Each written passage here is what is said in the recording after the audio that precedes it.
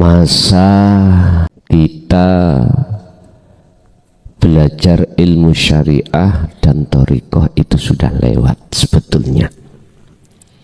Masa ibtida, sanawi, aliyah, lah pun senes masa sampean ta Bu? Senes. Jadi berhubung dulu tarbiyah kita belajar ilmu syariat dapatnya 40%, ya 40% aja. Sekarang kita sudah berumur rata-rata di atas 40 gini. Terus kalau di atas 40 ending arahnya kita kemana? Lah wangsul dong Ibu, wangsul. Kalau kita lihat memakai umur Kanjeng Nabi niku pinten? 63, ada mengatakan 64.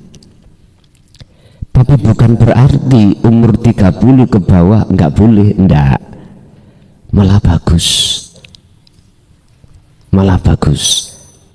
Lah, menungso niki kan ada dua unsur, jasmani dan rohani. Kita dididik Allah lewat para rasul, jasmani lewat syariatnya masing-masing. Syariat Nabi Muhammad gak sama dengan syariat Nabi Isa dan seterusnya, gak sama. Tapi yang diajarkan rohaniyah kita nomor 2 di samping jasmani, rohani. Khusus rohani ini Allah ajarkan terhadap kita lewat para rasul yang diteruskan sampai akhir zaman, tabi'ina solihin. Itu tentang tauhid. Apa sih tauhid? Untuk supaya hati ini mengesahkan Allah. Allah kan nama, mengesahkan Allah di dalam agama Islam yang disebut tauhid. Qul huwallahu ahad, mengesahkan Allah. Sebab siapapun kita, apabila hati belum kedidik dengan dinut tauhid, mohon maaf, pasti iman kita masih menduakan Allah dengan yang lain. Dalam konteks apapun, contoh, niki contoh. Hati kita belum mengesahkan Allah, itu mesti ada iman di mana hati ini mengimani makhluk yang berperan. Contoh, jenengan niki Mas Tani sing ngaji sinten? Mukhlason toh? Iya. Lah mukhlason makhluk sama mbak jenengan. Lah Allah dawuh dalam Al-Quran tentang makhluk selain Allah, ma siwallah malakum dzarra wala naf'an. Makhluk itu diem seperti HP ini. Nek mboten ditutul, nggih mboten muni. Allah juga begitu. Mukhlason iki nek mboten dilakokke Gusti Allah ngomong ya ora iso omong. Berarti koyok-koyoke seakan-akan mukhlason iku iso ngomong. Lah ngoten nggih. Padahal sagede ngomong sebab diomongke Gusti. Lah itu kita tauhid enggak ada. Mesti sampean beriman, oh yang memberikan ngaji klason. Lah nikilah bukti kalau hati kita ada iman selain daripada Allah. Kita beriman yang menciptakan ma fis samawati wa ma fil ard, dunia dan langit, semua yang menciptakan adalah Allah. Wa ma ta'malun, dan kita belum beriman kalau yang menggerakkan seluruh makhluk itu adalah Allah. Itu kalau hati kita belum ada tauhid. Ini loh Bapak Ibu yang membahayakan terhadap ruhaniyah kita tatkala ruhaniyah kita sudah dipaksa Allah untuk kembali dalam satu kematian yang disebut nazak. Niki bahayanya. bahaya. Sebab ngeten Allah dawuh, sing sapa wonge barang siapa saat di dunia mata hatinya belum bisa memandang semua Allah, atau mata hatinya masih buta, lah kok sudah kedatangan kematian, wa adlu sabila, di akhirat pun juga hati buta.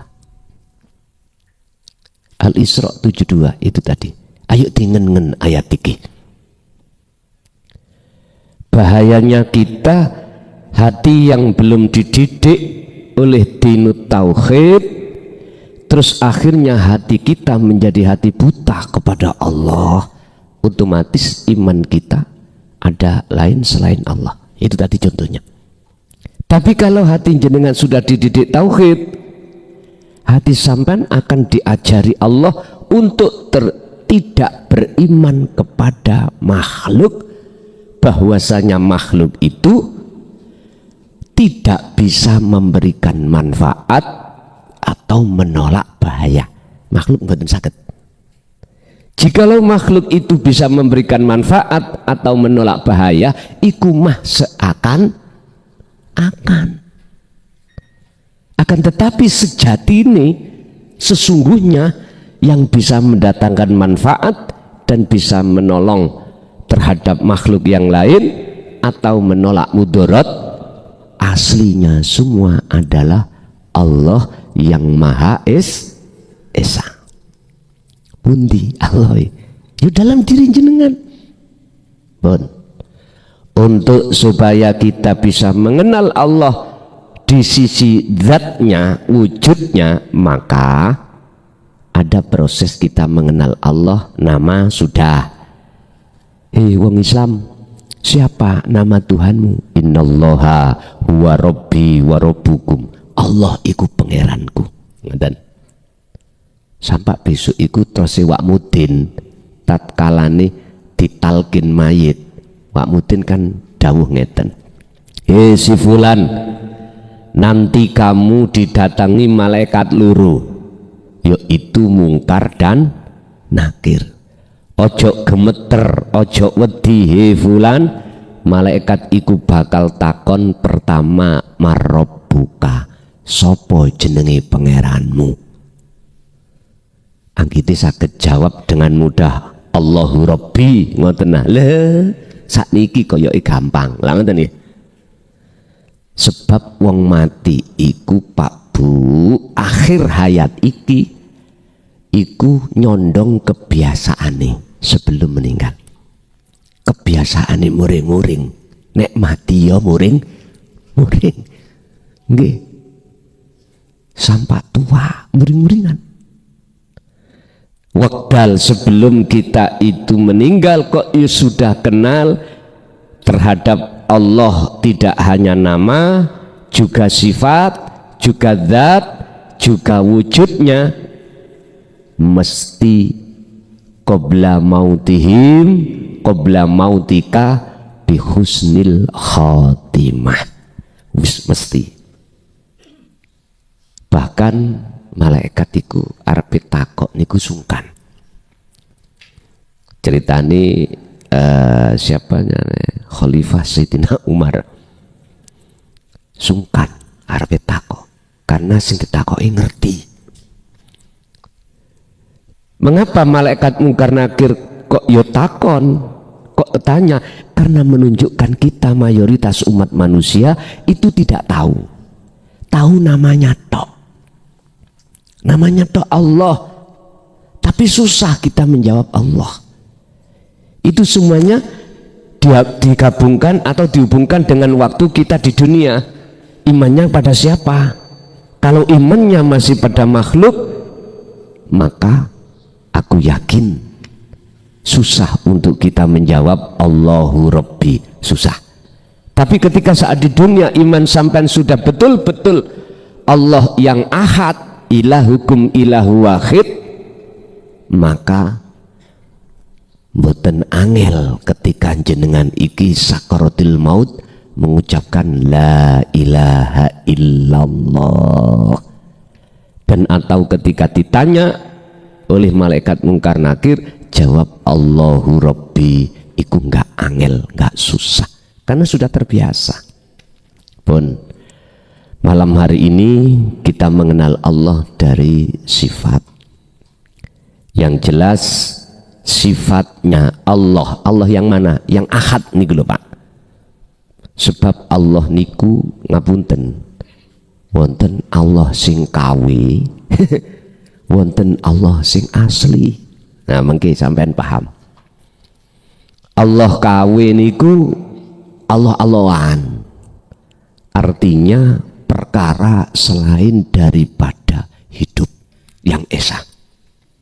Contoh saya tadi, jenengan kok ya beriman bahwasannya yang memberikan pendidikan tauhid ini kok yo makhluk mukhlason, maka mohon maaf, ini kalau disikapi dari kacamata tauhid, iman sampean kali kula niki masih cidro. Tahu cidro Pak nggih? Cidro niku catu, cacat. Berarti ada iman selain Allah ahad, yaitu wujudnya kelason. Sama dengan saya. Kok hatiku merasa bahwasanya munculnya ngaji ini kok songko diri saya makhluk, maka saya ini kehukuman miturut tauhid, saya telah menduakan Allah dengan diri saya. Dan atau saya menyamakan kedudukannya dengan Allah lewat apa? Sifat kuwasane menyampaikan, memberikan petunjuk, padahal aslinya yang memberikan petunjuk ilmu ini cuman Allah. Dengan bukti apa? Jikalau Allah tidak ada di dalam dan di luar diri saya, wujudnya ahad itu, nggak mungkin klason iku bisa menyampaikan ngaji malam hari ini. Sampai ngening hati. Tapi kalau dilihat dari kacamata hukum hukum umum syariat, jelas klason niku lah ngoten nggih. Jelas. Ya udah, memang kita tahapnya seperti itu Pak. Awaluddin ma'rifatullah, artinya kita beragama untuk awalnya bisa mencapai makrifat pada Allah. Yo gak makrifat dulu, ini proses-proses kita. Oke, di dalam sifat Allah itu ada sifat wajib, sifat mohal, sifat jaiz, ya. 3 sifat ini yang nanti kita bahas satu persatu.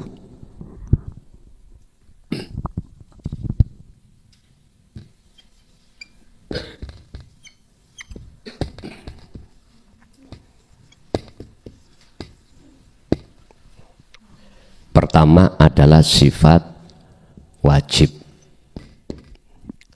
Sifat wajib di sini terbagi menjadi 4 Pak Bu. Pertama adalah nafsiyah. Kedua adalah salbiyah. Salbiyah. Ketiga adalah ma'ani.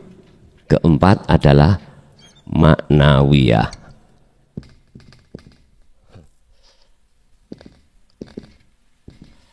Sifat nafsiyah ada 1, sifat salbiyah ada 5, sifat ma'ani ada 7, sifat maknawiyah ada 7.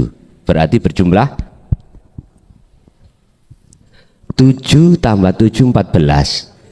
14 ditambah 5 enggak? 19 pas 20. Wujud, kidam, bakok, mukholafatu dan seterusnya. Itu biasanya damal pujian-pujian ajeng sholat ya. Kemarin kita sudah membahas sifat nafsiyah, yaitu wujud. Sekarang malam hari ini kita akan membahas sifat salbiyah. Apa sih sifat nafsiyah itu? Sifat yang hanya dimiliki Allah. Di sini adalah wujud.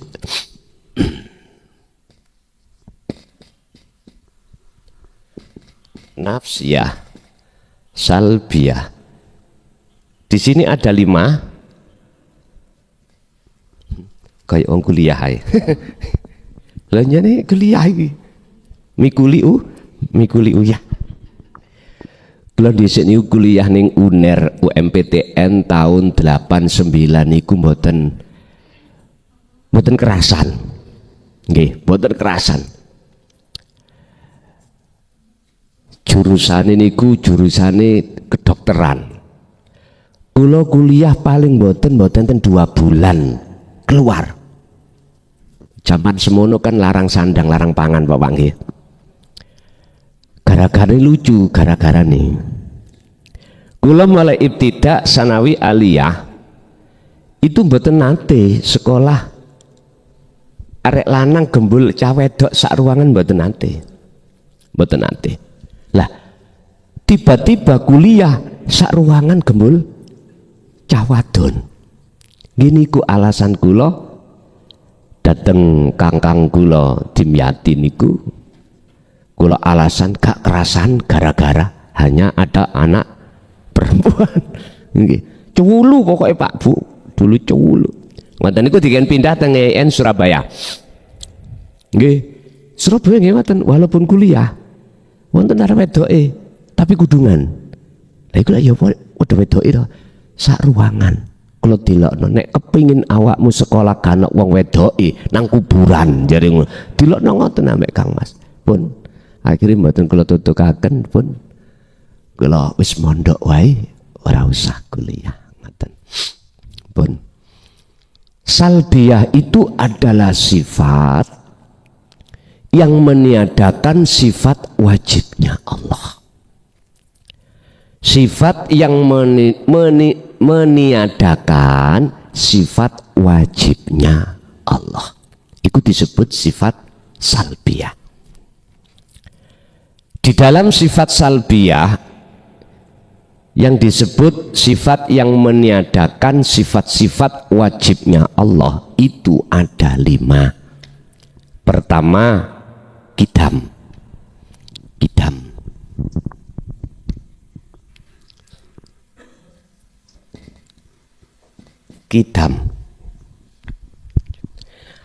Arti secara lugot qidam itu adalah terdahulu. Secara istilah Allah lebih dahulu daripada dunia dan seisinya. Lebih dahulu yang menciptakan daripada yang diciptakan. Pun masuk logis nggih? Oke. Sekarang jenengan tak lebokno sing gak logis. Saged menerima apa ndak? Walaupun kita makhluk Allah yang menciptakan, terus sesungguhnya wujud jenengan itu mung seakan-akan alias tidak wujud. Berontak ngoten. Tadi logis Allah iku sifati qidam, artinya adalah terdahulu, lebih dahulu Allah daripada alam semesta ini. Karena alam semesta baik yang ada di langit maupun di bumi yang menciptakan adalah Allah. Allah iku yang wujud, jenengan ini asalnya tidak wujud. Olehnya wujud, kita ini sebab diwujudkan yang wujud. Masuk akal nggih? Oke. Sekarang sampean tak tarik nang zona asli sampean. Asli sampean kali kula sebagai makhluk asalnya kan tidak wujud. Apa prayogi? Apa prayogi bahasa Indonesia? Apakah pantas kita merampas sifat wujudnya Allah dengan bentuk kita merasa wujud? Niki nek sampean jawab secara akal mboten mampu. Sampean jawab di hati melalui iman. Kalau wujud itu sebagai sifat wajib Allah, maka selain Allah tidak boleh mempunyai sifat berarti wujud jenengan kali kula makhluk itu seakan-akan wujud, tapi aslinya wujudnya siapa? Ngaji tauhid itu ngaji bingungnya nih. Mboten napa-napa, santai mawon, santai. Makanya di dalam surat Al-Baqarah ayat 256 Allah berkata, la ikraha fiddin. Ngaji iki nggak ada paksaan, nggak boleh dipaksa. Ngaji ini karena kesadaran kalau kita itu sisa umur tinggal berapa. Kalau jenengan tidak lekas mengenal Allah, nggak ada yang bisa menolong. Wa malahum min nasirin. Di situ nanti Pak, ketika kita meninggal, roh kembali pada Allah, nggak ada yang menolong kecuali pertolongan itu datangnya dari Allah. Allah tidak akan pernah menolong summalatun sorun manakala ketika saat di dunia kita belum mengenal Allah. Dalam dunia mahasiswa baik S1 maupun S2 atau S3 harus ada pertanyaan gini, siapa sih sebetulnya Allah itu? Terus mana sih Allah itu? Padahal Allah sudah menjelaskan, Muhammad, jikalau hambaku bertanya, wa idza sa'alaka ibadi anni fa inni qaribun. Jikalau hambaku bertanya tentang aku di mana, jawaban Muhammad, aku ikut dekat. Wujudi Allah bukan nama lo ya, itu dekat Pak terhadap jenengan kali kula. Tapi mengapa kita tiap hari tiap saat Allah terasa jauh? Ini sebab kita belum mengerti, belum mengenal, belum dididik, belum menerima petunjuk-petunjuk di dalam ajaran tauhid. Niki persoalannya. Walladzi arsala rasulahu bil huda wa dinil haq aidinut tauhid. Dialah Allah yang mengutus utusannya Muhammad ke dunia ini dengan membawa hidayah dan agama yang bertauhid. Itulah agama yang mendidik hati ruh manusia untuk mengesahkan pada Tuhannya. Ini. Tapi fakta di lapangan bagaimana? Liudhirohu ala dini kullih walau karihal musyrikun. Banyak yang menolak.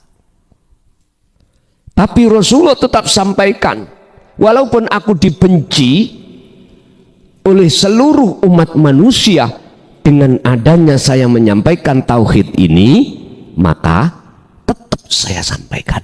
Itu Rasulullah. Saya tiru sekarang. Jikalau Yogyo iku benci saya, nggak mau menerima tentang tauhid, tetap tak sampai no. Sekalipun sing hadir wong telu, tetap tak jekno. Nggih mohon maaf lho Pak ya. Walaupun mek wong telu gindil, tetap tak jekno. Niki. Dan ini menurut kami wajib difahami oleh seluruh umat manusia. Terutama jenengan yang sudah rata-rata di atas umur 40 ke atas. Wis wayahe karena kita sudah bau lemah, alias kita sudah mendekati kematian. Umpama kita 40, sudah 40 tahun, Kanjeng Nabi 63, katakanlah 40 ke 63 berarti tinggal berapa? 23.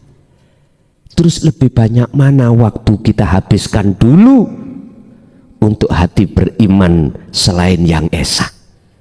Sisanya tinggal berapa? Tapi kalau yakin di sini wonten sing 60 loh niki. Bapak-bapak ada yang bahkan mungkin 70. Nek kula sik 13. Nggih. Nggih. Kula niki sampun meh swidak kula niki punan. Pun meh swidak. 59, 66 sekarang sudah oke. Pun wis sekarang Kita tidak mempermasalahkan tinggal berapa sisa umur kita. Yang penting bagaimana kita untuk mulai hari ini wa ilaihil wasilah, mendekat dan bertemu Allah. Sifat kitab. Kembali kepada materi kita kitab. Kitab adalah dahulu. Dahulu itu ada di mana dalam diri sampean? Di roh. Menungso jasmani dan roha.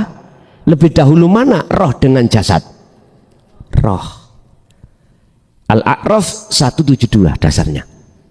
Ketika saat jasad ini Pak Bu, belum dijadikan Allah, roh niku sampun ditanya oleh Allah. Hirah, alastu birabbikum, betulkah aku Tuhanmu? Nggih. Betulkah kau besok tetap menyembah padaku? Nggih. Betulkah kau tetap sesuk mencintai, bercinta hanya padaku? Yuhibbukumullah? Nggih.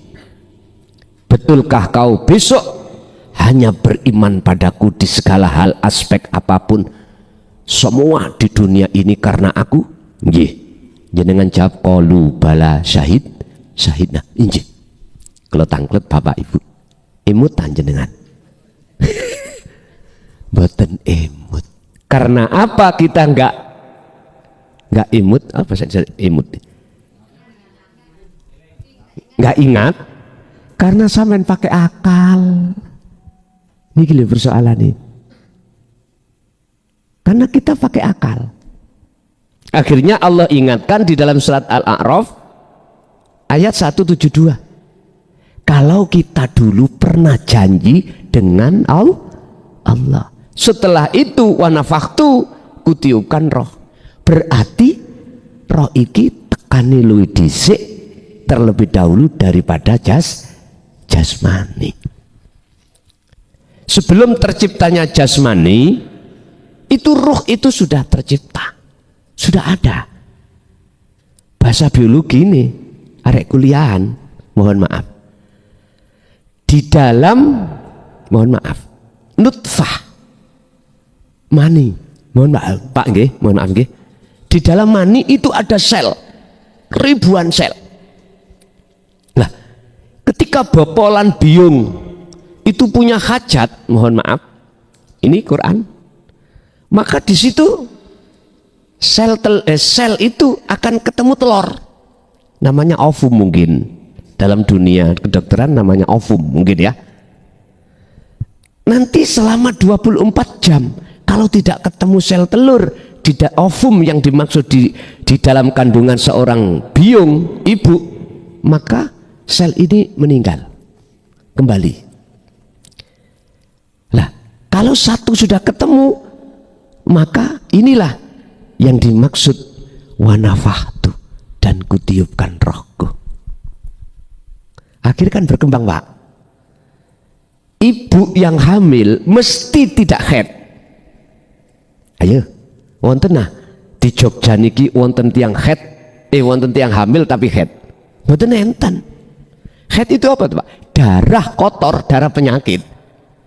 Allah sucikan kandungan sampai ini dari penyakit. Dari penyakit Allah sucikan karena proses pembuaian sel ini, atau boleh disebut Nur Muhammad atau ruh ini 40 hari menjadi darah yang gumpal, 40 hari lagi menjadi daging, 40 hari lagi jumlah 120 hari ini akan terbentuklah yang namanya manusia. Dan Allah sempurnakan nanti selepas daripada itu. Loh, di situ sudah ada ruhnya. Iki gambaran Pak, gambaran. Kalau kita mengatakan sifat kidamnya Allah, dahulunya Allah, nggak bisa kita. Kapan ya? Lawang kita tidak tahu kapan dunia diciptakan. Karena kan kita kan belum ada, ya toh? Yang ada cuman Allah. Pun sekarang gini Pak,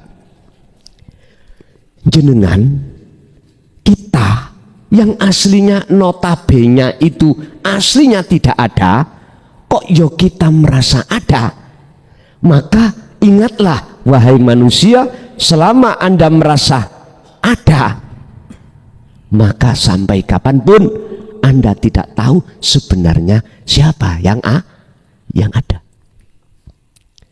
Jikalau jenengan ingin tahu siapa sebenarnya yang ada, kembalilah kita ke asal kita.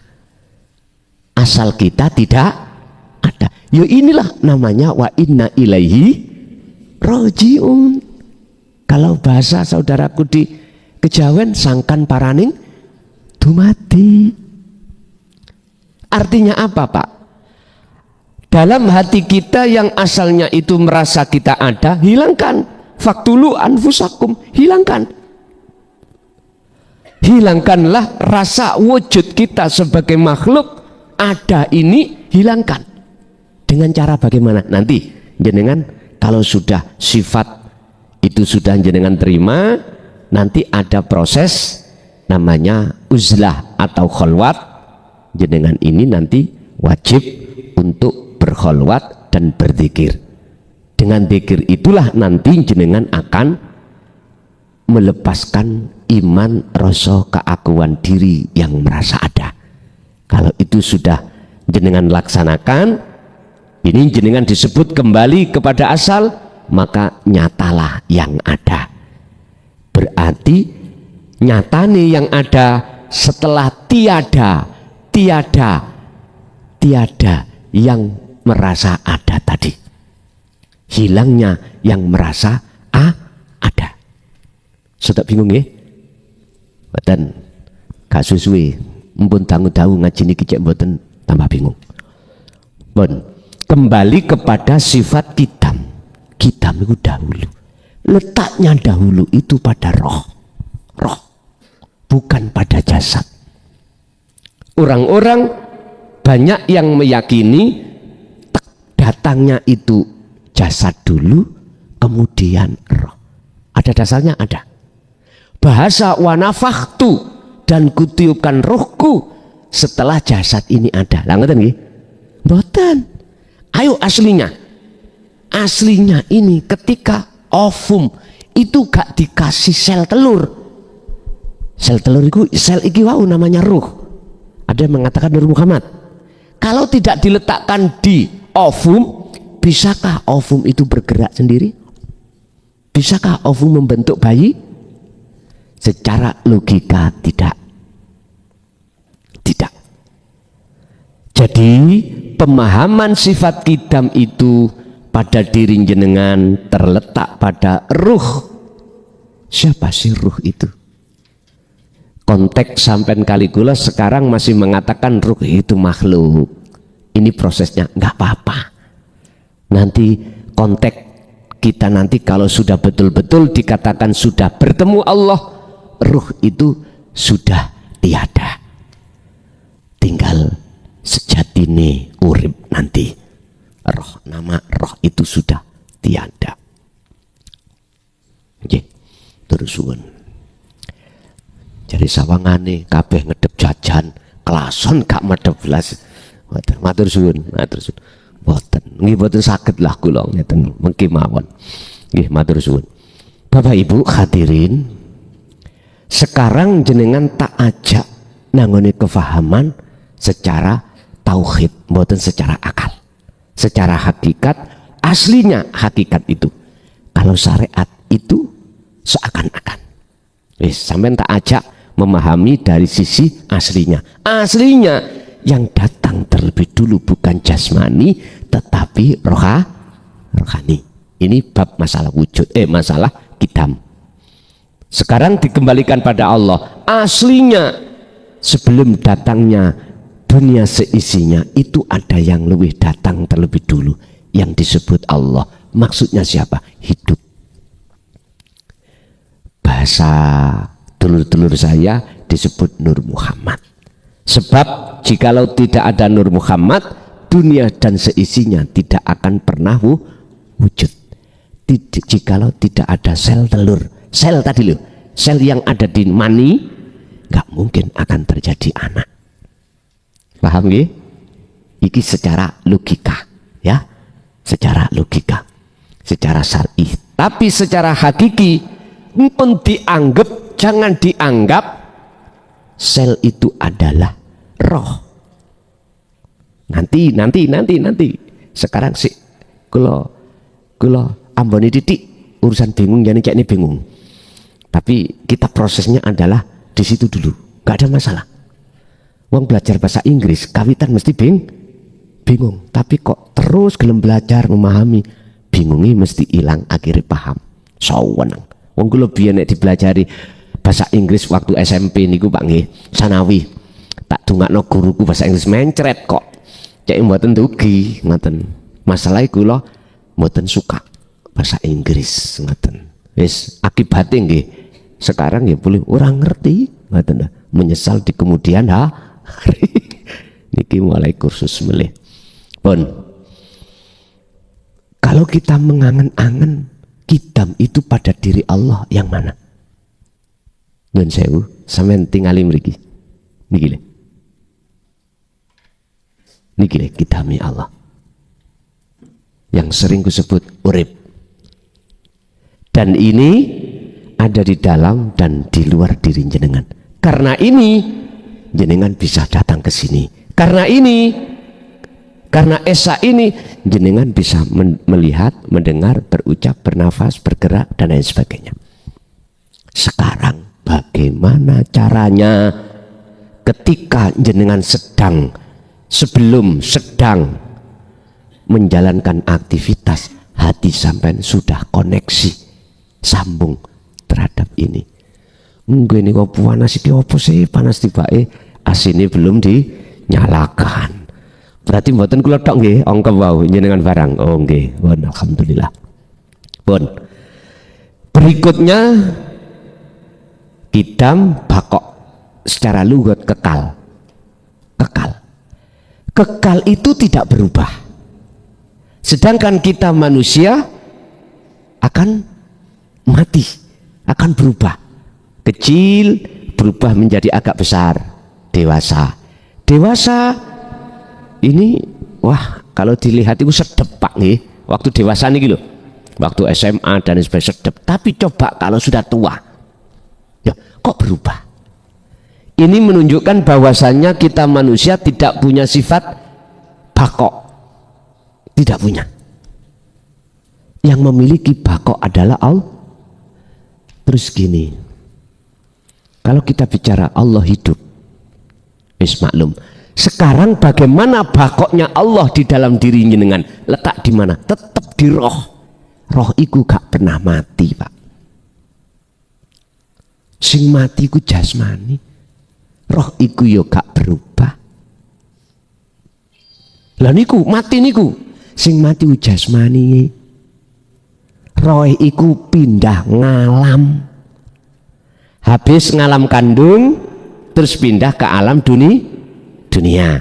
Setelah itu alam barzah. Setelah itu alam akhirat.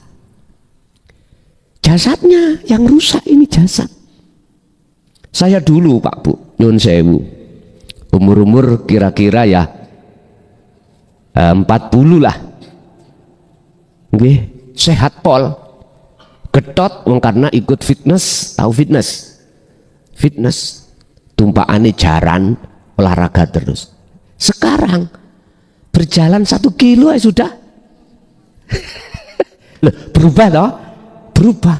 Jenengan dulu nggih ngoten sami.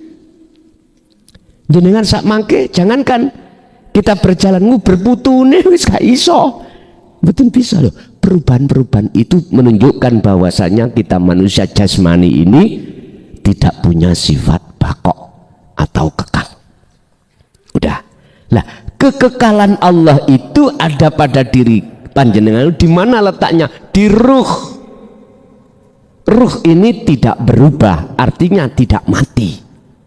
Cuman bahasa syariat, ketika jasmani itu dikubur, Allah mengembalikan ruh ke jasad untuk ditanya tentang masalah marrobuka, manabiyuka, mangkiblatuka dan seterusnya. Nyun sewu, kalau takok Bapak Ibu jenengan nek waktu sare, waktu tidur eling garwa, eling anak mboten? Mboten nggih? Begitulah mati niku. Begitulah mati itu. Terus jenengan ujuk-ujuk bangun lah ngono. Ujuk-ujuk bangun, akhirnya ketemu garwa, ketemu anak, ketemu wis macem-macem. Tapi nek mati ketemu apa? Bingung. Masa tangi lho. Lho endi kok peteng? Niki peteng dan padang itu tergantung waktu roh sampai ning dunya bagaimana. Sempit alam barzah atau jembar luas itu tergantung jenengan di dunia bagaimana. Jawabannya ada di surah Al-Baqarah ayat 257. Allahu waliyul ladina amanu yukhrijuhum minadh-dhulumati ilan nur.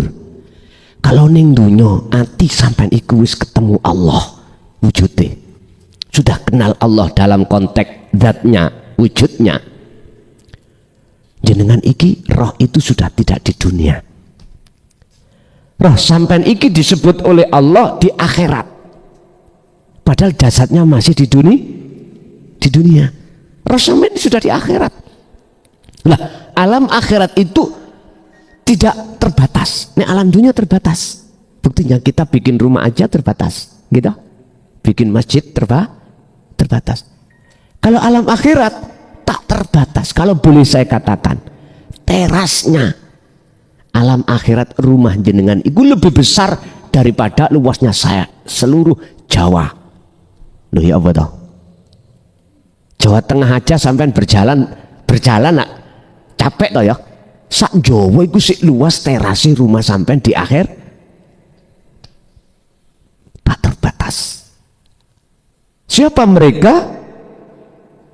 Miturut surat Al-Baqarah ayat 257 di pasal pertama adalah mereka saat di dunia imannya, hatinya itu sudah pada Allah yang ahad, yang dijadikan sebagai penolong hanyalah Allah, yang bisa menolong hanyalah Allah, yang bisa memberikan manfaat hanyalah Allah. Iman sampean sudah di situ. Nah, iman yang ada di situ itu berarti menunjukkan iman sampean sudah ihsan, sudah benar, sudah tidak belontang-belontang lagi, tidak kecampuran iman yang klason. Sebetulnya dan iman sampean hanya pada Allah yang ahad, yang esa tadi. Itu bagaimana kondisinya? Yukhrijuhum minadh-dhulumati ilan nur. Ketemu nih cahaya, padang jembar nih. Tapi bagaimana mereka yang tidak ada di situ? Pasal yang kedua dalam ayat itu, walladzina kafaru awliya'uhumut taghut, sedangkan mereka yang ngingkari daripada bertemu terhadap Allah, artinya menjadikan selain Allah sebagai penolongnya, yukhrijunahum minan nuri ila dzulumat. Endingnya, natijahnya, akhirnya dia itu menempati tempat yang sempit atau yang gelap gulita. Jadi orang yang meninggal kok ya dia itu masuk golongan nomor 2 ini, dia seakan tidur terus dibangunkan Allah, bingung kok gelap, bingung kok gelap. Ya sudah, itu tertanda su'ul khotimah. Naudzubillah min dzalik. Semoga-moga kita semuanya digolongkan Allah golongan yang pertama, tidak golongan yang kedua sampai anak putu kita ila yaumiddin. Allahumma amin. Ya gak cukup amin tok, Pak. Harus hati menerima ajaran ini dan mengamalkan. Nah, sampai misalnya ini ngarep ono daharan, muka-muka jenengan warak, amin. Tapi gak dicandak makanane. Saged warak, saged kenyang, mboten. Ya harus dimakanlah itu. Monggo, didahar Pak, monggo. Didahar Bu ya, monggo. Bun. Jadi kebakoan Allah itu terletak pada ruh, tidak di jasad. Bun. Untuk berikutnya yang ketiga, tadi 2 bakok, Yang ketiga mukhalafatu lil khawadisi, berbeda dengan makhluk. Mukhalafatu lil khawadis maksudnya berbeda dengan makhluk iki gimana? Gusti Allah itu tidak bisa diserupakan dengan sesuatu apapun. Apa mungkin yang membuat meja wujudnya sama dengan meja? Gak mungkin. Meja gak bisa bergerak, yang mewujudkan meja bisa bergerak. Gak sama. Artinya apa Pak? Ngeten. Kalau jenengan sudah tidak mengakui gerak pada diri jenengan itu gerak jenengan, maka jenengan akan tahu sebetulnya gerak yang ada pada diri jenengan itu geraknya Allah. Itulah yang dimaksud mukhalafatul lil khawadis. Cara untuk bisa mengetahui kalau ini geraknya Allah, pendengarannya Allah, penglihatannya Allah, kalamnya Allah, af'alnya Allah, jenengan harus meniadakan rasa iman gerak jenengan wau. Justru kedah sampean akukan dalam hati semua itu milik Allah. Inna salati wa nusuki wa mahyaya wa mamati iku lillahi rabbil, milik Allah. Allah wallahu khalaqakum wa ma ta'malun, semua makhluk itu yang menciptakan Allah, wa ma ta'malun, dan apa gerakan yang muncul dari makhluk itu bersumber dari geraknya Allah. Sederhananya jenengan isok gerak sebab digerakni dening Gusti, berarti jenengan nggak punya hak ngaku-ngaku bisa gerak sendiri. Justru gerak yang ada pada diri jenengan hakikatnya asli nih gerak Gusti. Kalau jenengan sudah ada di situ, maka jenengan paham maksud mukhalafatul lil khawadis. Nyun sewu, saiki sifat mukhalafatul khawadis itu ada di diri kita manusia di mana? Tetap roh. Umpama jenengan roe mboten wonten saged dugi mriki? Mboten saged nggih? Mboten saged. Niki berarti obai jasad iku asli nata iju husnil ahwal, bersumber dari gerake roh. Ketahuilah sesungguhnya roh iku laksana seperti raja. Jasmani semua anggota jasmani itu laksana seperti prajurit. Geraknya prajurit kemanapun dia atas dasar perintah dari raja. Kalau rajanya dolim, mesti menyuruh prajuritnya berbuat dolim. Jikalau presidennya itu taat atau tidak dolim, pasti bawahan nggak berani dolim. Gak berani, karena perintai bawahan itu dari atasan. Berarti gerak jasad asli nih, itu gerak ruh. Ini kalau dikembalikan pada individu kita. Gerak dunia saisine makhluk itu gerak sak temene gerak Gusti Allah. Berhubung kita merasa kita yang bergerak makhluk inilah Bapak Ibu, akhirnya kita tidak tahu dan tidak memahami sifat mukhalafatul lil khawadis. Kalau Allah itu beda dengan makhluknya. Selama kita masih merasa bisa bergerak, selama itu kita tidak akan tahu sebenarnya geraknya siapa ini. Kalau kita sudah tidak tahu ini geraknya siapa yang memiliki, itu otomatis disebut dengan hati yang buta. Wis. Kembali pada surat Al-Isra 72 tadi, mpun ngantos sampai kali kula ning dunya iki sampak sedo posisi hati masih buta dateng Gusti Allah.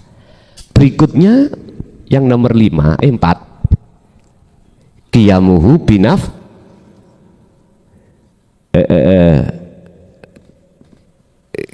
qiyamuhu binafsihi. Artinya Allah berdiri sendiri. Artinya enggak butuh bantuan dari siapapun dan dari manapun dalam mengatasi proses duniawiyah ini, Pak Bu, dalam rangka ngobah nondunya saisinya. Itu Gusti Allah enggak butuh bantuan. Artinya yang menguasai, yang menggerakkan seluruh alam makhluk baik di langit maupun di bumi cuman Allah. Mana hidup itu, Pak? Hidup itu, hidup yang ada pada diri jenengan kaligula lah, itulah sejati ni wujudi Allah.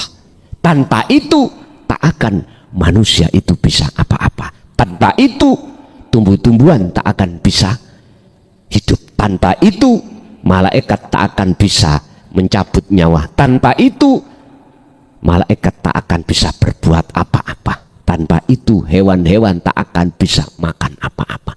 Diem seperti patungnya tadi. Ya wis.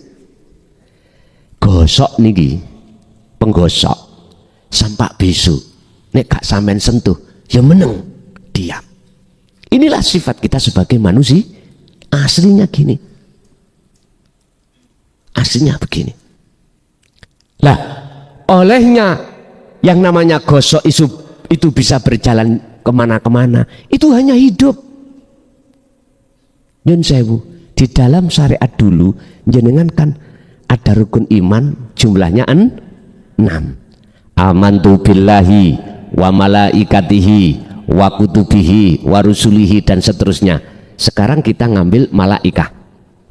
Sampai kan disuruh iman adanya malaikat. Oke, secara syar'i sah. Dan malaikat itu ada tugas masing-masing. Tugasnya adalah ada yang mencabut nyawa, Israel, ya, ada yang menyampaikan wahyu, Jibril, ada yang menjaga surga, Kang Ridwan, ya, terus menjaga neraka, Kang Malik, ya dah, wis. Nyun sewu. Sekarang kalau takok nang ati sampean, mbun dijawab, jawabon ning ati, mbun dijawab ning lesan. Kira-kira malaikat iku tanpa ada uripe Allah saged ta njabut nyawa. Ngene-ngene. Satu. Nomor dua, satu sisi makhluk siapapun nggak punya hak untuk bisa bergerak. Geraknya sebab digerakkan oleh Allah. Loh, disinilah Pak makna mukhalafat qiyamuhu binafsihi. Berdiri sendiri, berkuasa sendiri, muncul malaikat sebagai pencabut nyawa. Iku seakan-akan aslinya yang nyabut ya Gusti Allah sendiri. Ini miturut tauhid. Kalau miturut syariat ya malaikat, karena syariat itu memandang makhluknya. Miturut syariat sing ngaji mukhlason. Hakikate, aslinya, tauhidnya, keesaannya Allah. Tanpa Allah kehendaki untuk berkalam, ya mukhlason bisu. Ya tenang, ora iso omong. Inilah Pak proses pembelajaran seperti itu. Hati sedikit demi sedikit nanti bisa akan paham. Terus sifat qiyamuhu binafsihi. Allah itu terletak pada diri kita bagaimana, ngeten. Jenengan sedaya pernah ngalami dadi bayi nggih? Pernah nggih?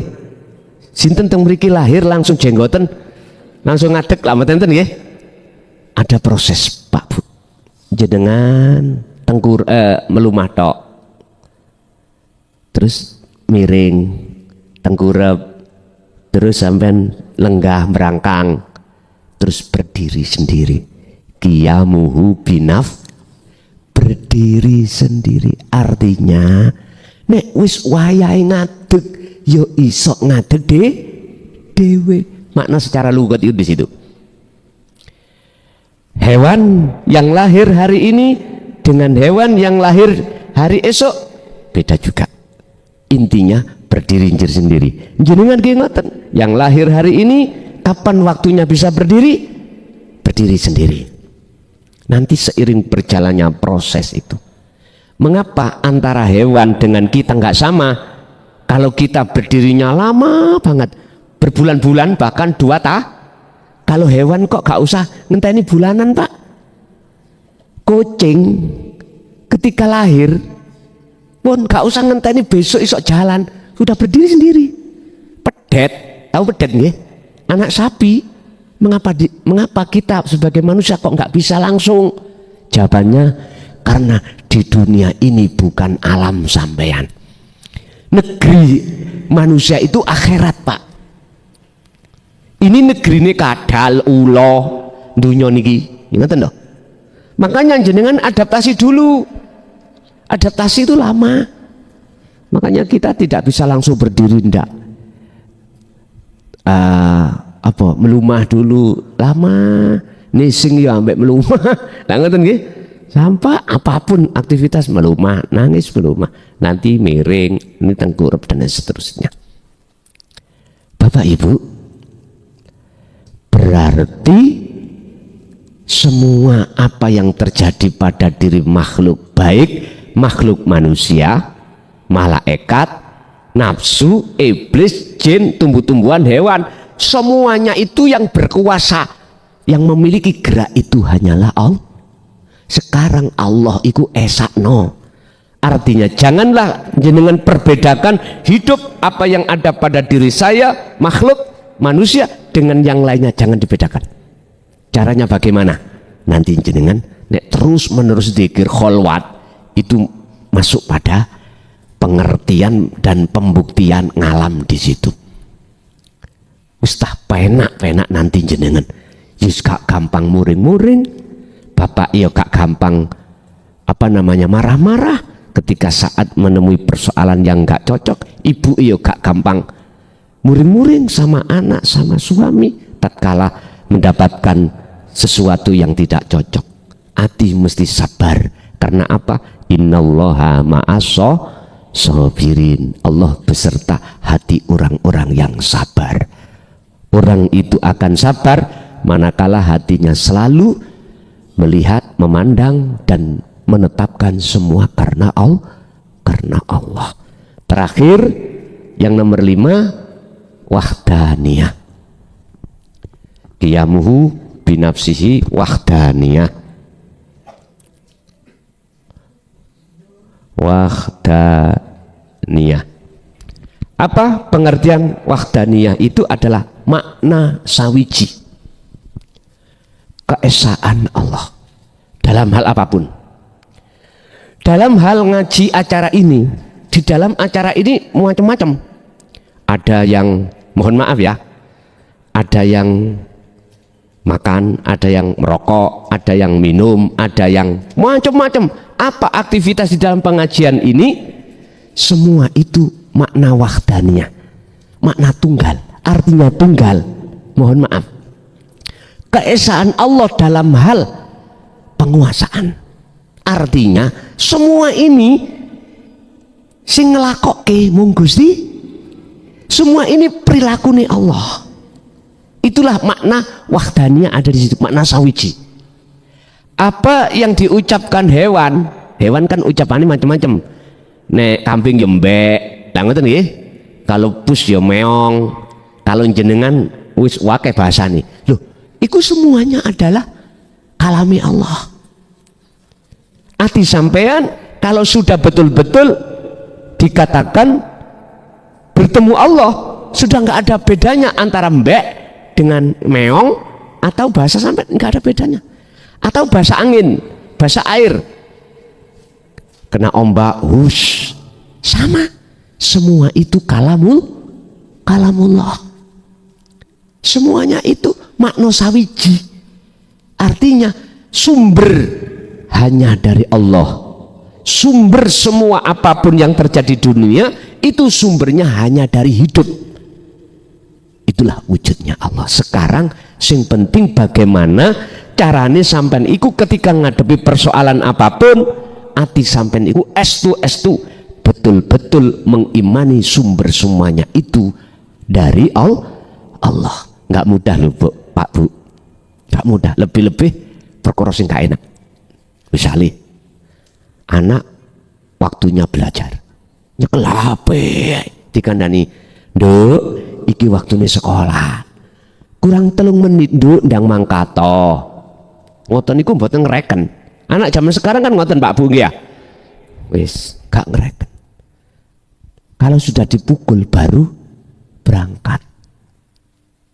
Sampai nengatikan medongkol. Nunjem. Tuturane kok angel. Lah ngoten nggih. Nah, ayo belajar. Mulai hari ini hati ini ingat, sesungguhnya semua itu datangnya dari Allah. Nah, didatangkan kita sebagai fitnah, ujian. I'lamu annama amwalukum wa auladukum fitnah. Fitnah itu artinya ujian. Jenengan diuji. Dalam ujian itu mengandung pengertian, hei ibu pak iku mang kata Allah, eling yang aku pun ndak. Eling itu apa? Gerak semua yang terjadi di situ dari saya pun ndak. Apakah dia beriman gerak itu dari anak makhluk ataukah dari aku? Nyun sewu Pak, bukan persoalan nih. Kalau sudah iman kita semua dari Allah, terus ketika saat anak kita itu tidak sesuai dengan hukum, tidak kita ingatkan, ndak, tetap kita ingatkan. Itu pendidikan syariat terhadap anak kita, supaya besok dia kalau sudah dewasa mengenal hakikat, dia itu bisa terjaga. Ini loh maksudnya ada di situ.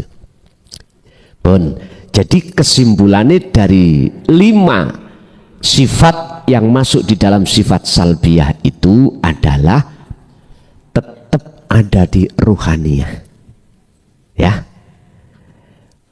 Bentuknya kidam yoning ruhaniyah, kekal, apa namanya, dahulu, lebih dahulu daripada jasmani, terus lagi bakok, kekal, itu ada di ruhani. Jasmani tidak kekal, mukhalafatulil khawadis, beda ruh dengan jasmani. Itu maksudnya mukhalafatulil khawadis gak sama. Kalau jasmani mesti hancur, kalau rohani tidak. Qiyamuhu binafsihi, aslinya apa gerak yang ada pada diri jasmani, apa gerak mata melihat, gerak telinga mendengar, semua itu geraknya roh. Sebab jikalau roh itu tidak ada, ya jasmani tidak mungkin ada. Terakhir adalah wahdaniyah, makna sawiji. Artinya apa yang dilakukan jasmani seluruhnya itu perilakunya roh. Apa yang dilakukan makhluk sak dunya kabeh ini semua itu perilakune Gusti. Itulah makna sawiji. Itu namanya ahad. Sampai harus masuk, bisa masuk di sini. Carane sampai harus sering ati iku sadar yen sak temene kabeh sumbere sangka Gusti Allah. Oke, Bapak Ibu hadirin, sebagai pemberitahuan aja bahwasanya untuk tahun 2025 kami WA telepon sudah kututup, tidak bisa konsultasi kecuali pengurus di daerah masing-masing. Iki sing tasik kula paringi akses. Dan jamaah di YouTube yang belum tersimpan di dalam HP saya mesti bisa. Yang muncul nomor bukan muncul nama, ya dah, itu masih bisa. Lan jenengan yang sudah muncul nomor nama di HP saya, mboten kula gubris. Ngertos mboten kula gubris? Mboten kula ladeni sampai batas yang sudah kami tentukan. Sebab tahun 2025 niki saya ada tugas dari Allah untuk menulis kitab. Kitab awal, kitab akhir, dan kitab ini sebagai pedoman jenengan mengke. Bila mana internet atau Google Allah hancurkan, kalau ada kitab ini saged dipelajari anak putu. Ngoten mengke. tolong kula sampean paringi kesempatan untuk menulis kitab ini sampai selesai, memakai bahasa Quran dan juga bahasa Indonesia. Hati bahasanya dua, bahasa Quran atau Arab dengan bahasa Indonesia. Sampean gak usah takut sih gak iso maca Quran, karena ada bahasa Indonesianya langsung di situ. Penak lah bahasa Quran nih, sampean nanti merujuk, oh ini dasari teko surat ini, ayat ini, lah nanti bisa dilihat. Dan lagi untuk beat, mohon maaf, di Jogja kan bulan kemarin kita, bulan kemarin. Jadi saya masuk di dalam tahun 2025 ini, kami terakhir beat itu tanggal 21 Desember kemarin. Jikalau yang ingin mengikuti beat kok belum beat, saya kasih link ya, saya punya linknya untuk bisa mengikuti di link itu nanti. Lah nanti bisa jenengan beat jam 12 malam di situ lewat link yang kami berikan. Sampai kapan ini? Sampai habis, sampai selesai saya menulis 2 kitab ini nanti. Ya dah. Kalau sudah selesai, barulah saya menerima pengajian di luar. Sementara sudah saya tutup, Bu. Jadi mboten saged jamaah yang minta waktu untuk ngaji dalam rangka acara khitan atau walimah apapun, acara apapun, sudah nggak bisa kami. Sudah kami tutup. Batasnya itu kami sudah September kemarin itu. 2024 jamaah yang inden 2025, berhubung saya terimanya pada saat masih 2024, saya terima itu sampai September. Sampai September. Habis September pun habis sudah. Lah ini yang undangan yang harus kami selesaikan sampai September. Lah berhubung sudah masuk tahun 2025, kami sudah menyetop terhadap siapapun yang ingin ada hajat acara bla bla bla, mohon maaf kami tidak bisa mendatangi karena repot menulis kitab. Jadi saya ke sini tak bawa bukunya, tak tulis kan. Tadi mancing juga begitu, tadi mancing sama. Jadi muncul ayat ini, tak bawa, tak tulis gitu. Bapak Ibu hadirin jamaah rahimakumullah, itulah sifat salbiyah yang ada 5 itu khusus milik Allah. Kalau dalam diri kita khusus milik roh, bukan jasmaniyah, bukan dohiriyah. Lah ini Bapak Ibu sebagai pengenalan kita pada hidup Allah yang ahad itu di situ. Untuk berikutnya barangkali ada yang perlu ditanyakan, monggo, karena waktu kami terbatas. Kami walaupun membatasi jamaah yang lain, tidak boleh mengundang. Sing rutinan Jogja tetap 1 bulan ketemu 1 kali. Untuk bulan depan jatuh tanggal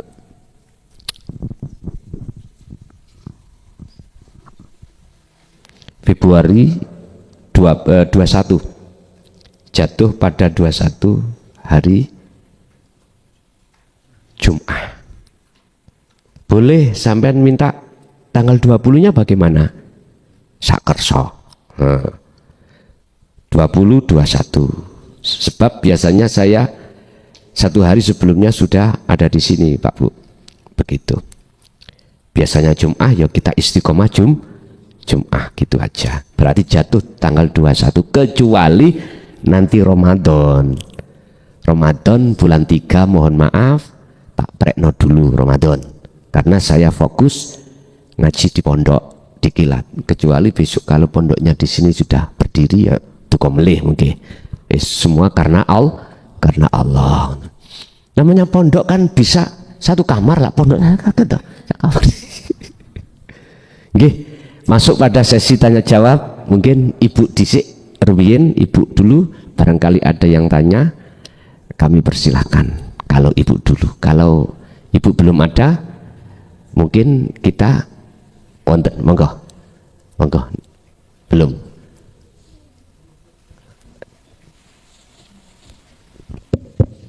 Assalamualaikum warahmatullahi wabarakatuh. Waalaikumsalam warahmatullahi wabarakatuh.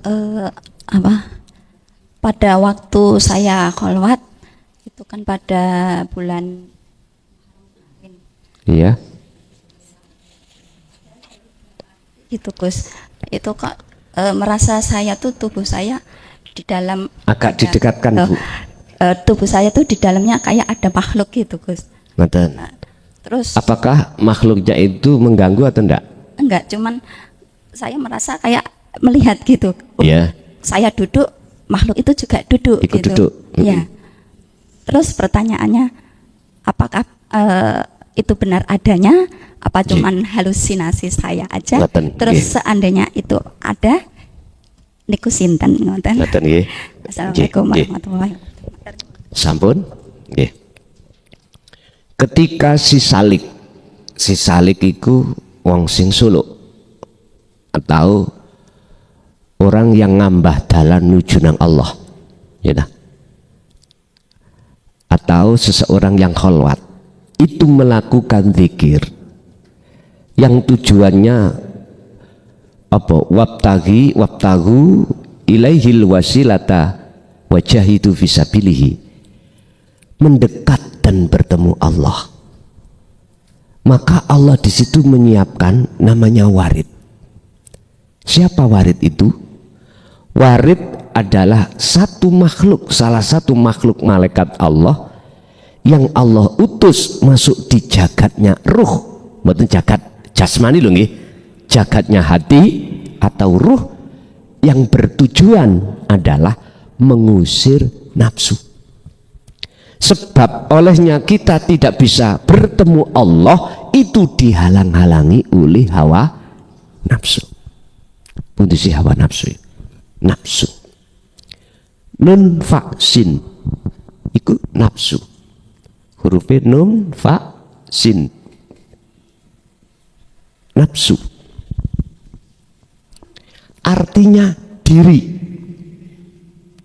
Diri siapa?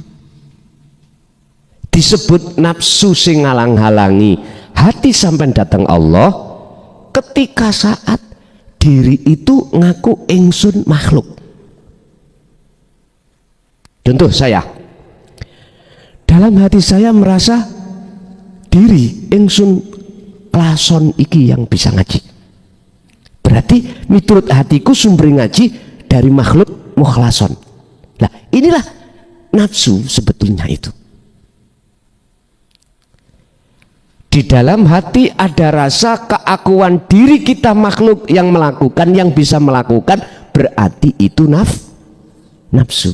Nafsu yang menghalangi.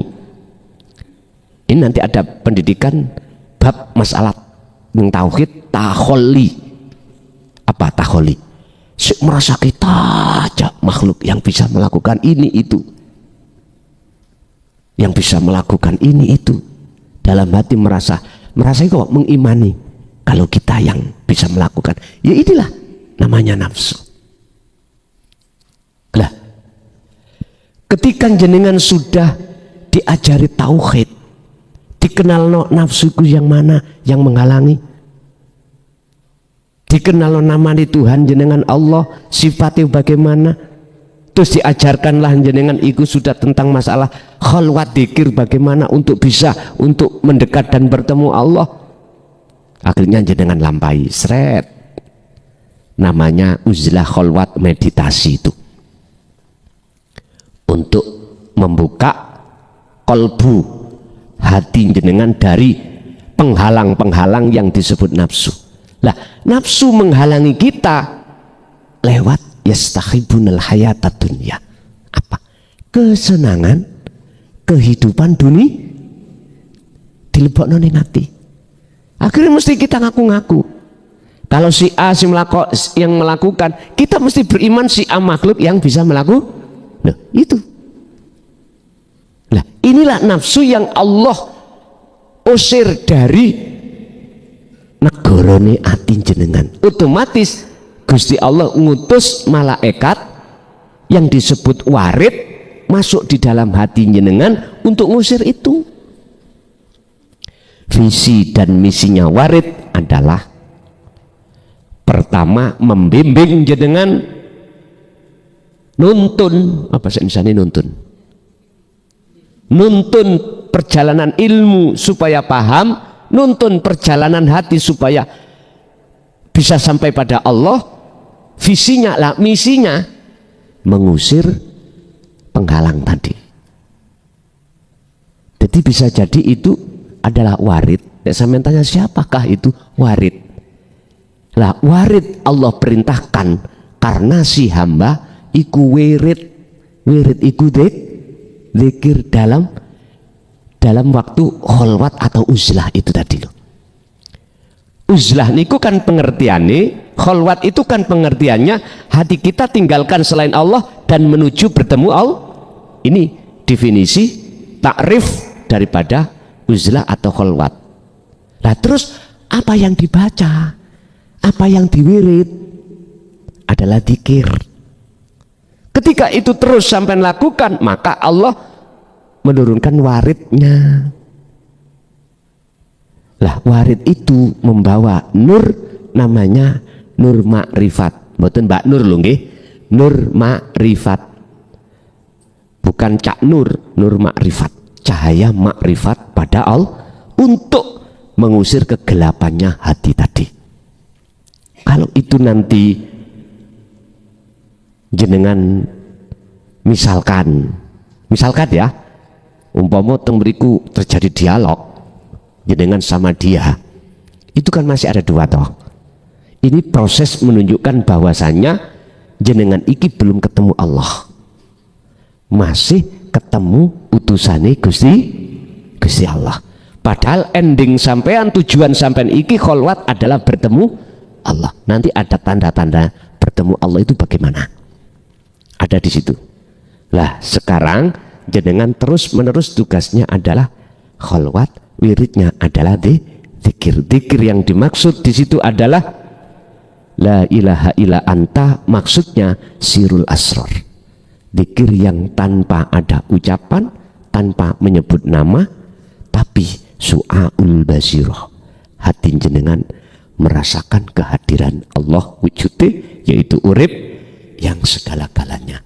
Dengan sampai dorong dengan dzikir sir yang muncul dari la ilaha illallah. Jadi dalam hati keluar masuk, hati menyebut asma Allah, Allah, Allah, sambil hati jenengan merasakan kehadiran Allah wujudnya hidup itu. Nggih, ngoten.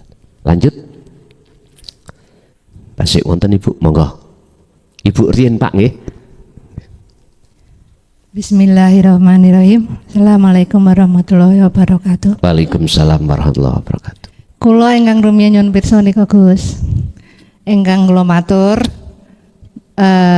sepindahan kholwat wekdal dereng patoso paham kan kula ngalami pengalaman ditarik-tarik lajeng mun-munan dundut nika nggih Gus. Nggih. Panjenengan dangu kula napa kepengin malih, malah kula wekdal nika kok kirang sopan malah kemujeng nggih Gus. Padahal kula kepengin niku Gus, niku pripun? Lajeng niki kula kholwat niku kan tasih kalian zikir sir nggih Gus. Nggih. Nyebut hu Allah ngoten Gus. Niku kok ingkang kula raosaken kados memanggil-manggil penuh kerinduan ngoten Gus. Ngoten. Ngantos akhire luh nika netes. Niku kadang ngaten tapi kadang nggih wonten raos ditarik-tarik tapi namung sekedap lajeng wonten raos mandek kholwat ngoten Gus. Niku yang jadi pertanyaan napa prosesnya mila ngaten Gus, dados kados memanggil-manggil penuh kerinduan lajeng muwun ngoten Gus. Ngoten nggih. Napa niku umum ngoten lho. Nggih, umum yang terjadi. Nggih. Nggih. Setunggal malih nggih Gus. Nah, pitakanan kalau rumiyin wonten satunggal ingkang dereng dijawab Gus. Nggih, Yofi lulu. Nika dang niku kan ngelantur dalu ngenten nggih. Ngelantur muter YouTube ngenten dados enjingipun anggenipun bangun tidur nika mepet wekdalipun subuh meh telas ngenten. Niku memahaminipun kados pundi? Amargi kula kuwate suul adab ngenten lho Gus.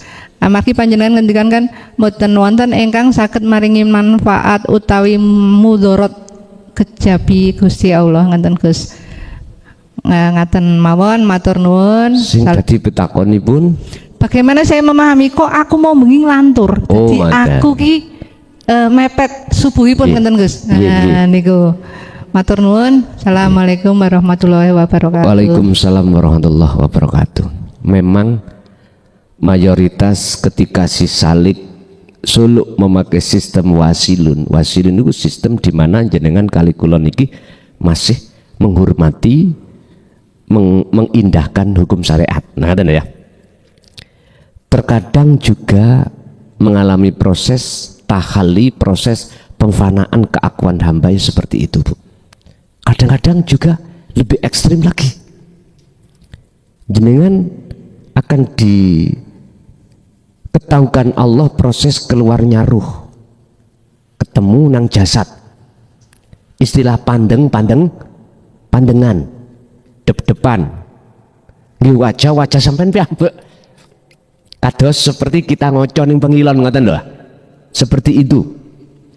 Kadang-kadang juga dimasukkan di dalam satu alam mukasyafah, alam malakut, jabarut, lahut. Ketemu malaikat, ketemu kanjeng Nabi, ketemu apapun.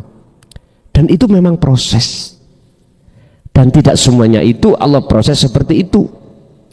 Kados jenengan kalau wau yang menceritakan tentang nggih ngapunten, loh iki nangis seperti manggil-manggil ke dalam kerinduan. Memang Rasulullah memberikan teladan yang bagus, liman kana yarjullaha wal yaumal akhira wa dzakarallaha katsiran. Teladani kanjeng Nabi datang jenengan yang bagus. Ini ki hati ada keinginan untuk bertemu Allah disebabkan rindu. Otomatis manggil. Kadang-kadang waktu ajengi makan wong jenenge rindu. Wajah si doi niku katut gitu. Niki ibarat jenengan kali kula waktu pacaran dhisik lho Pak Bu. Ngoten niku.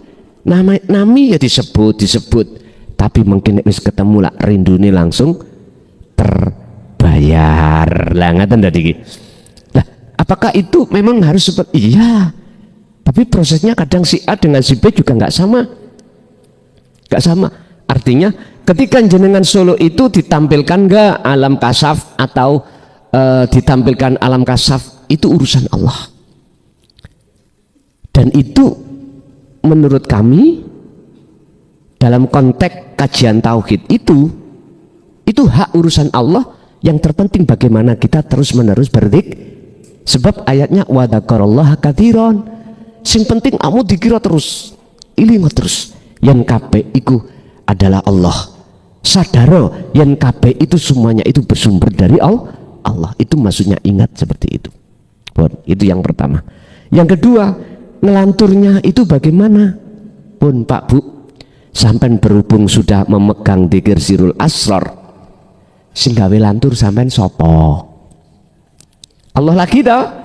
Lah disitulah letak kemaklumannya Allah terhadap jenengan, sehingga walaupun waktune mepet, teribaratnya sholat syariat iku wis mepet-mepet, maklumane Allah terhadap jenengan karena sampean dilalaikan waktu sholat kok yosik nyetel YouTube. Lah terus pertanyaannya, sing lalekno sapa? Sehingga waktunya itu kados tiang tilem niku lho, mohon maaf. Ada orang tidur itu Pak Bu, dibangunkan Allah jam 6, ya toh? Berarti subuh kan habis, ya toh? Kadang-kadang nggih dibangunkan jam 4, mboten mesti. Bagi hati yang sudah memegang dzikir sirul asrar untuk pembukaan mata hati kolbun datang Allah, terus berzikir, ini maklum. Karena apa?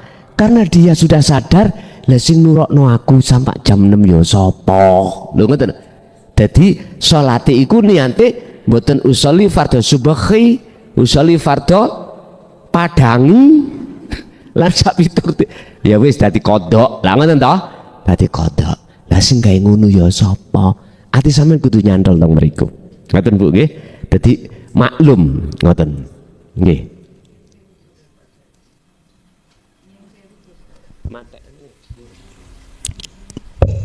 Nyon sewu Gus. Anggenipun kula nyon pirsa niku amargi panjenengan nate ngendika bilih nek durung nang ahad ora kena ngomong sik marai aku maksiat ya sapa ngoten lho Nggih, terus nggih. nika dados kula nyuwun pirsa niki amargi ajrih suul adab kalian Allah ngaten Gus. Ngaten Gus. Nggih. Sedaya memang wonten prosesi masing-masing. Mboten napa-napa. Jenengan pertimbangane karena hukum suul adab khawatir. Nggih, mboten napa. Tapi mungkin jenengan akan digenahno dhewe dening Allah sak genah-genahe endi sejatine sing disebut ahad iku, endi sejatine disebut proses ahadiyah. Ahadiyah iku proses untuk menuju ke ahad mekatan. Nggih, matur suwun. Tasik wonten? Putri, nggih, monggo. Assalamualaikum warahmatullahi wabarakatuh. Waalaikumsalam warahmatullahi wabarakatuh. Pertama badhe tanget kenapa tiang ingkang baik niku kok disakiti terus-terusan niku ujian apa kesalahan? Yang Maten. pertama, yang kedua riadoh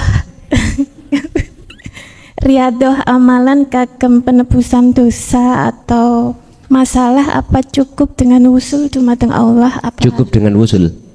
Cukup dengan khalwat Hah?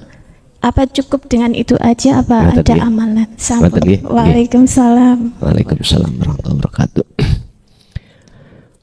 Wong sing apik iku pandangan wong liya apa pandangan Allah? Lah, niki ada dua.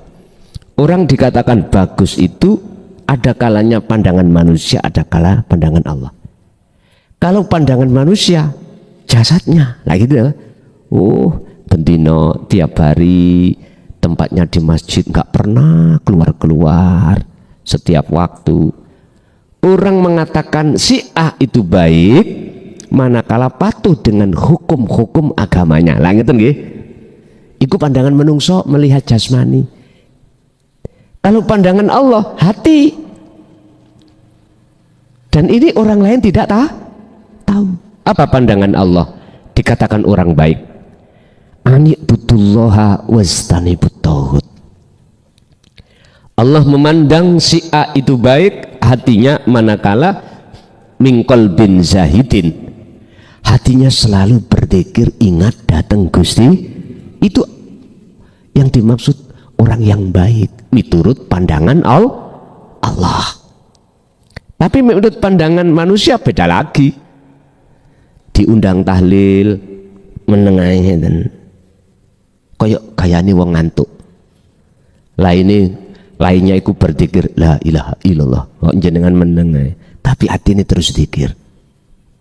Mesti wong liya ngarani ngantuk oleh berkat. Mendangi lak boleh siji, lah ngoten ta. Wis sakniki ngeten. Dari pertanyaan jenengan, nopo mengapa orang yang baik itu kok selalu sakiti? Apakah itu ujian? Apakah kesalahan? Sekarang kalau jawab saya dari pandangan manusia dulu. Menurut pandangan manusia, orang baik itu kok disakiti? Karena apa?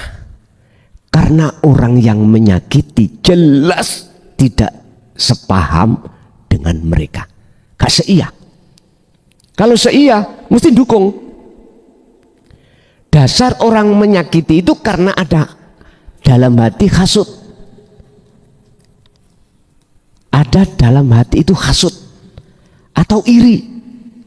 Baru orang itu menyakiti. Orang itu si A tidak akan menyakiti si B jikalau si A itu dasarnya di dalam hati tidak ada rasa hasut kepada si B. Pun, apakah ini ujian ataukah ini kesalahan? Sekarang dikembalikan pada si B yang disakiti apa si A? Kalau dikembalikan si B, mohon maaf, iki ujian. Pertama ujian.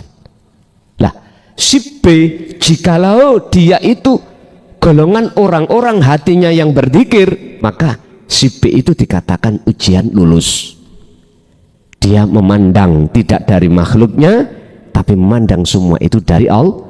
In asobathum musibah qalu inna lillahi wa inna ilaihi raji'un. Tapi jikalau si B itu tadi tidak berzikir, tidak ingat semua ini dari Allah, maksudnya justru dari si A. Iki kesalahan si B. Wis ngerti kabeh sumber songko Allah kok menuduh beriman songko makhluk dari makhluk. Niku yang pertama. Untuk yang kedua, apa mang lali? Nggih. Riyadoh amalan. Oh ya, menebus hanya kholwat lah kan ya. Bon. Saya jawab, kita harus paham dulu apa sih maksudnya kholwat. Wa may yakfur bit-taghut wa yu'min billah. Inilah kholwat. Itu tertuang di dalam surah Al-Baqarah 256. Barang siapa yang meninggalkan hatinya maksudnya, meninggalkan perbuatan menyekutukan Allah, meninggalkan selain Allah imannya, wa yu'min billah, maka dia itu akan beriman yang benar, menjadi iman yang ihsan. Dengan bacaankah? Mohon maaf, tak jawab boleh iya boleh tidak. Boleh tidak artinya hanya berzikir saja. Zikir yang dimaksud di sini zikron kathiron, sak temeni zikir, sejatine zikir adalah hati jenengan itu ada satu kesadaran bahwa semua apapun yang terjadi, baik yang muncul dari diri kita atau makhluk lain, semua itu hatimu sadar kalau itu dari Allah. Itulah namanya zikir. Apakah dengan begini cukup? Benar. Boleh didorong dengan bacaan. Itu tadi ibu tadi ngucap hati lewat napas keluar masuk Allahu Allah, boleh. Apakah tidak membaca Quran? Enggak apa-apa, enggak.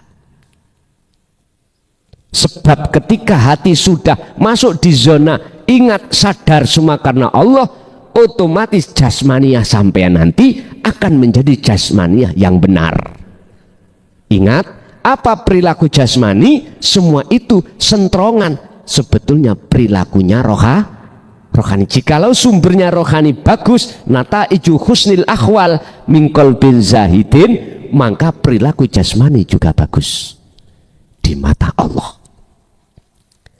Jadi bagusnya laku jasmani di mata Allah itu tergantung keadaan rohaniah sampean kali kula. Nah, keadaan hati kita ada dua macam. Pertama, mingkol bin zahidin, sadar semua sumbernya dari Allah.